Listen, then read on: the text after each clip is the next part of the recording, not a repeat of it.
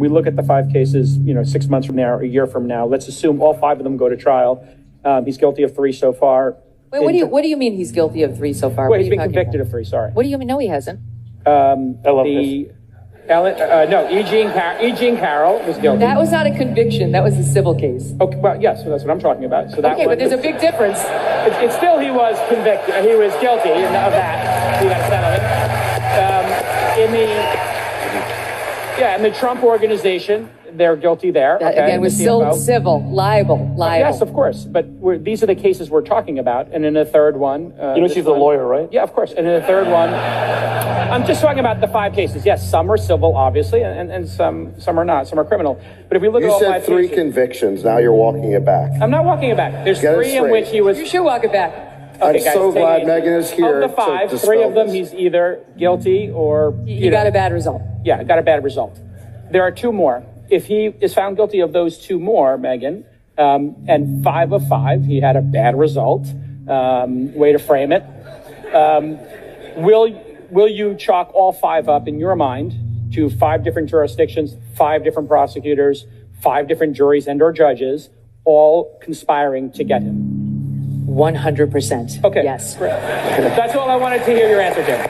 5 of 5 different jurisdictions. Yeah. You think it's all lawfare? Jean Carroll, they changed the law so that she could bring a civil lawsuit against him, and she did. New York went 87% for Joe Biden. That fix was in right from the start. The fraud trial that Letitia James brought against him has never been brought. There's no victims. The banks who were involved said, we didn't lose a penny. What are we doing here? We weren't damaged. Nobody was complaining except Tish James, who ran for office saying, I will get him. Then you have Alvin Bragg, who's a George Soros-funded prosecutor who doesn't like to prosecute any crime in New York City, where I lived for 17 years, except if your name is Donald Trump. Let's go down to Georgia, where Fani Willis and Nathan Wade couldn't keep their libidos in check long enough to actually bring this case against Donald Trump.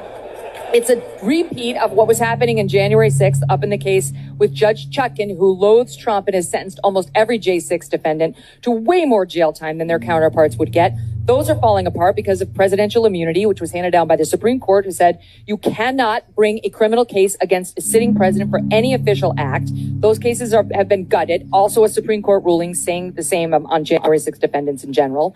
And that leaves us with Florida and the documents. And Trump has torn that apart because Jack Smith wasn't properly appointed and isn't the right counsel. But there are other issues. They haven't even gotten to presidential immunity there. And so that one's going nowhere as well. And by the way, they're going to appeal it up to the 11th Circuit. Sort out. The 11th Circuit is conservative, and thank God so is the current Supreme Court. They're not going to tolerate that nonsense. Let me ask you about...